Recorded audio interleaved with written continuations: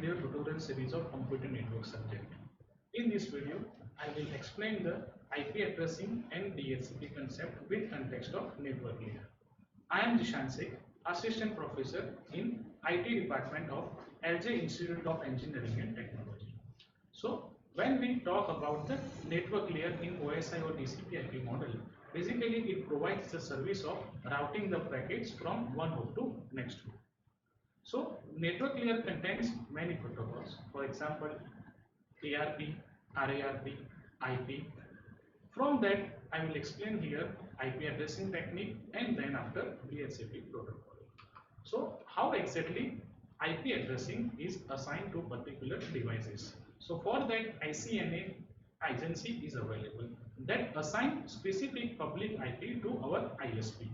That public IP addresses is assigned to our organization or our devices. So that public IP address is available to throughout the internet.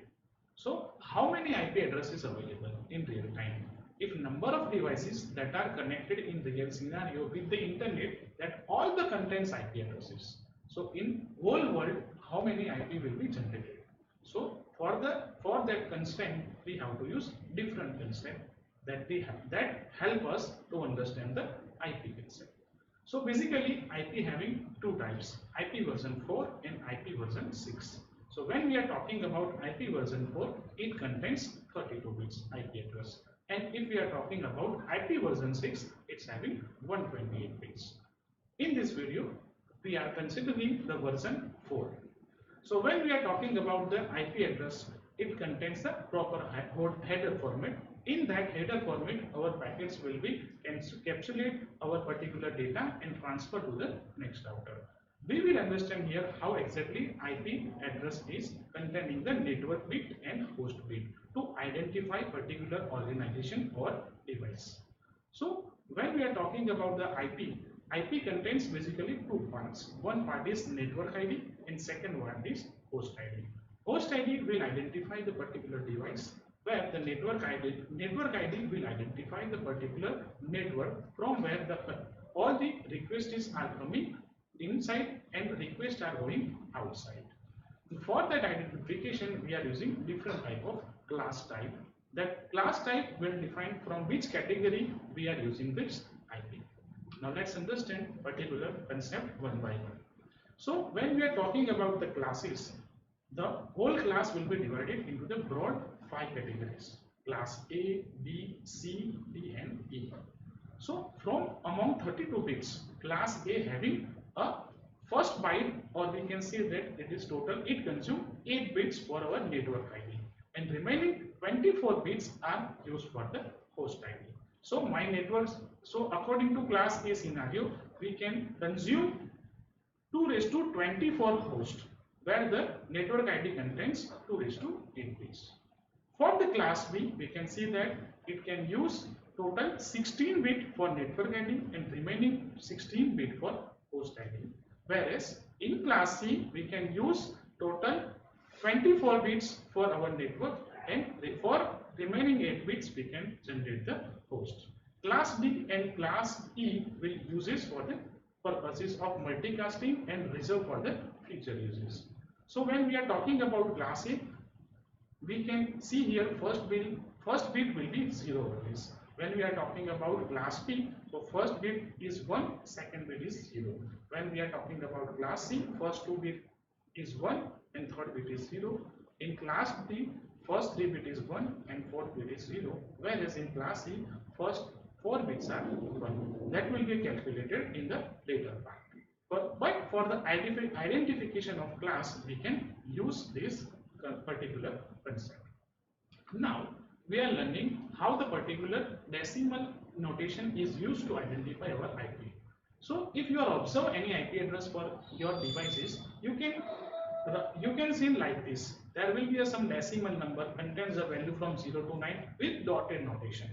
So here our particular 32-bit IP address is divided into the 4 chunks, each having 8 bits. So first 8 bit contains decimal number, second 8 bit also contains decimal number. That decimal numbers are relevant to our previous scenario that defined by the different classes. What type of class I will use, that will be identification of this particular 4 bits. So here the example 128.11.3.31. So from this binary number we are calculating the decimal number. So when we see any IP address in background, it will be calculated like this. So in real world scenario, we are seeing this type of IP addresses that contains decimal, but in the background it will be converted like this. So this is the basic idea how the IP address will be assigned to particular device and how we are seeing this particular IP. Now I am explaining the range of these particular classes.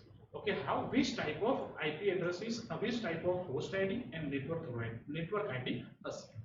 So when we are talking about class A here, so we already see the first bit, the range of class A is starting from 0 to 127. So here first bit will be considered as a 0 according to the class. Okay, remaining first bit is our network ID and remaining 3 bits are our host ID. So total range, if we are considering from class A, it will be started from 0 and ending with 127. So range of total class A, we can say that it is a 128 bits, that is 0 to 127. Now we are moving to class B. So ending of class A is it is generated from 0 to 127. So class B will be started from 128. It will started from 128 and it is ending with 191. But according to the particular scenario, class B will use here 2 bits for our network ID and 2 bits, remaining 2 bits are used for host ID. For class C, range will start from 192 and ending with 223. Class D will use for 224 and ending at 239, and class E will start from 240 and ending with 255. So according to our whole case, it is starting from 0 and ending with 255. But our class A, B, C, D and E will specify specific range. According to that range, we can understand which IP address is assigning to which class. And that is possible for our classful addressing concept. If we are talking about classless, at that time we can assign any IP address to any class. So there is no meaning of this division. I can assign any IP address to any device. That formula or that concept is known as a classless. But when we are talking about specific range and we can understand from the IP address, that IP address is belonging to which class, that can be considered as a classful addressing. So this is the basic fundamental, what is the IP address, how the broad class category will assign, and what is the range of the particular classes. Now I am explaining next algorithm, or that is your DHCP. So DHCP stands for Dynamic Host Configuration Protocol. So why we are learning or understanding DHCP? So DHCP is allow host to dynamically obtain the IP address from the network server when it joins the network.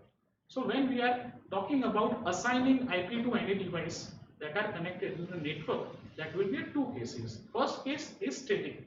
Statistically, if we are talking, if any network administrator is assigning some IP to particular device, so that is a static IP address. But how many times network administrator is assigned the particular IP address to devices? If that is a fixed scenario, that will be possible. But if periodically the number of devices are changed, then at that time, if we want to assign that IP address automatically, we can use this concept. So the basic fundamental of DHCP is allow the host to dynamically obtain the IP addresses. So what is the advantage or benefit of that? So we can renew the list of IP address in use. It allows the reuse of address, because once I assign the IP address to one device, after the completion of that task, that device is disconnected. So the same IP address can be assigned by DHCP server to new device. So there is no creation of new IP here. And it supports the mobile user who wants to join the network. So if the user are movable, one user is coming in the network, use the concept of our IP addresses and move to the next network. So when the user is moving, there is no possibility of assigning the static IP. So at that time, this is the very helpful concept. Now we will learn how the DHCP is working. So when we are talking about DHCP working, there is a four category. First is host broadcast the DHCP discovery, because if any device wants to IP address, first is join the network and discover for some DHCP server it is available or not. Now next, DHCP server is respond with the DHCP offer. If DHCP server is offering or available, it generate the availability, it can assign IP address or not, that will be a second part. Third one is host request for IP address with the DHCP request. So in this step, host is requesting for some IP. In the first step, DHCP server is sending the address with this acknowledgement. So ultimately, when particular client is enter into this particular network and wants dynamic IP, then these four steps will be followed one by one. Now understand this concept in this scenario. So when we are talking about some server, DHCP server, it is already enabled with our network administrator. Now different devices are connected with the different network here. We can see here one IP address range is 223.1.1.0 here. Okay, this connection having multiple devices with some specific IP address range. Now next one is our 223.1.3 range, and third one is also here. So when we are talking about to conversion our IP, we have to take care from which particular IP address range our data is moving. So when the particular client is requesting for the data that will be related to DHCP, DHCP server is check its needs of IP address and then assign the particular IP to relevant devices.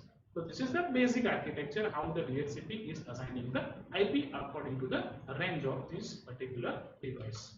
Now we will learn the particular client server scenario of DHCP. So assuming that we have one DHCP server with 223.1.2.5 IP and one client is arriving in the network. So what the process is working behind that? So first, if client is arriving in the network, it broadcasts the message. That is the step number one. That is all about DHCP discovery. It is searching for some DHCP server that gives a IP to it. So broadcast the message. Is there any DHCP here with its original IP address and particular destination address with its MAC address? Now in the response, our DHCP is giving that I am available here with specific IP and that's destination address. Now that particular client in third step is requesting for DHCP and tell that I want one IP from you. And in the response, particular DHCP server is giving, okay, I have got an IP for you. So according to the acknowledgement, it will assign new IP for the particular this server.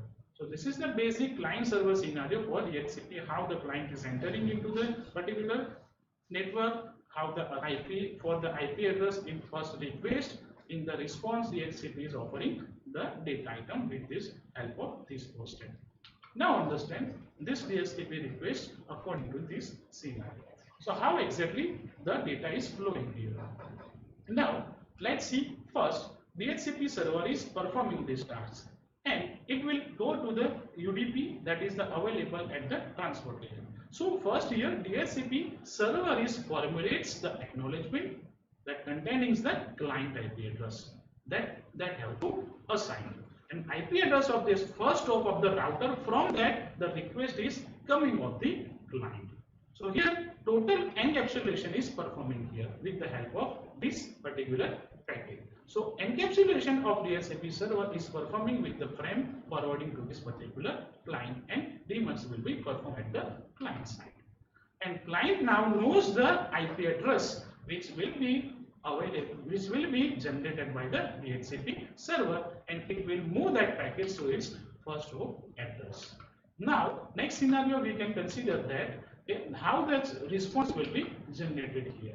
So connecting the laptop needs an IP address and that first hop router address. So that will be already generated by our DHCP server, and DHCP request will be encapsulated here from the laptop and it will be transferred to this our Ethernet address and forwarding to this particular server. So this is the example how exactly our DHCP is working in real-time scenario.